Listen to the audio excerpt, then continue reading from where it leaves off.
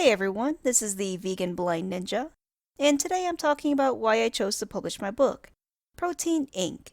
Would you like a side of chronic disease with that?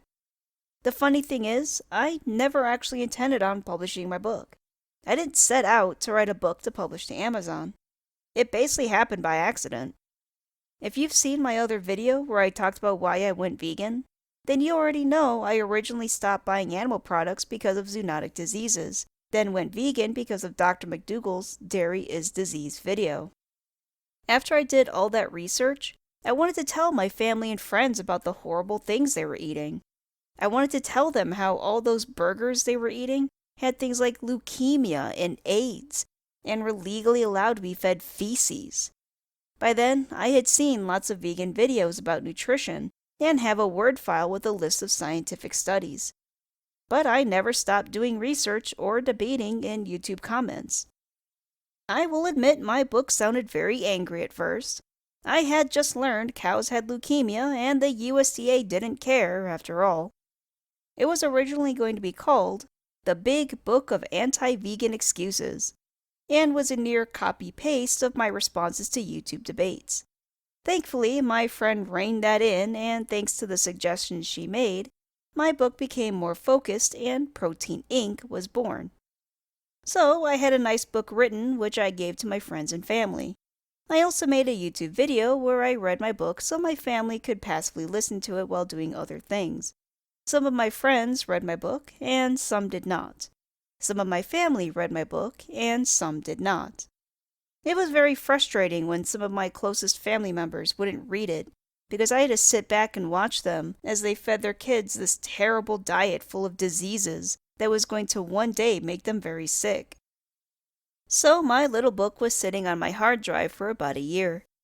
Then Chef AJ did an interview with Mitali Deypurkaystha. I'll link the video in the description. It's really an excellent discussion. She very passionately talked about publishing books and how important it is to get your voice out there if you have a message. Not once had I ever considered publishing my book before that day. I didn't think it was even possible for someone like me to publish a book. Then, once the thought of publishing what I wrote settled in, I thought, oh crap! I wrote all this terrible stuff about the dairy industry. What if they sue me like they did Oprah? And honestly, that scared the hell out of me. I had no doubt the multi-billion-dollar dairy industry would sue a legally blind disabled woman just for telling the truth. They would do it in a heartbeat. But I did start that process. Even during the early part of the process, the thought of getting sued really bothered me. I nearly backed out, but a few people in YouTube comments urged me to publish it after I let them read what I had written. I told myself this fear I had of getting sued goes against everything America stands for. Freedom of speech and all that. So I went through with it. Mitali is a great publisher, and I think the process went smoothly. She took me on even though I don't have a business or anything like that, which is highly unusual for an author. We went through the process step by step until it was on Amazon. One thing I learned since I wasn't going through some big publisher, I wasn't allowed to have pre-orders. I don't know how that's fair, but whatever. I decided I also need to have an audiobook. Being visually impaired myself, I grew up with the earliest forms of audiobooks. They were cassettes and came in the mail in little green plastic boxes, and you had a special tape recorder to listen to them. And the voice acting was awful. I briefly considered paying someone to do the voice acting, but that didn't feel right. I felt like this needed my voice, since in the end it was still a book I wrote for my family, and I'm the only one who could read it to them. And that process was terrible. I'm sure almost all of my frustration was from not having a proper setup and being visually impaired.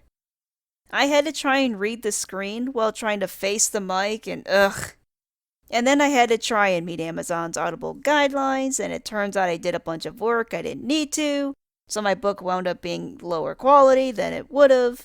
So I re-recorded the whole thing over again, and my microphone would make this really annoying pop whenever I said words with an S at the end, like cheese. I had no idea why I did that, and it made editing take so much longer. I hated the process so much, I gave away the equipment I bought for free the second I was done. Then it finally came time to send myself an author copy of my book. I had kept my excitement under control, but the second I pushed the button to order an author copy, I listened to the "I'm so excited" song by the Pointer Sisters on repeat for like an hour. So, yeah, that's basically why I published the book. I'm glad to say my family has finally listened to the book and are taking steps to eat healthier. I was surprised when they said my narration from the audiobook was really good. They even suggested I make a YouTube channel, so it's their fault I started this channel. They also suggested I do more audiobooks, but I honestly don't think I'll do that. The process was just too annoying, but I was told I also bought the wrong microphone for my setup. I am actually working on writing another book, but this one isn't geared towards my family. I want it to be for the people who are more swayed by emotions and don't realize how horrific animal agriculture is. It'll be a collection of short stories with humans in place of animals. So the act of throwing newborn baby chicks into a blender on their first day of living will be replaced by newborn human babies. But I need to save up some money before I publish another book. In the end, I'm glad I published my book. I don't know how long I have in this world given the body I was born with and how I grew up. My parents and I did a lot of damage, and not all of it can be reversed. I published Protein Inc. to prevent that from happening to others. I don't want any more parents accidentally harming and killing their kids. Like I said in the book, I don't think my parents would have ever fed us the foods they did if they knew what I know now.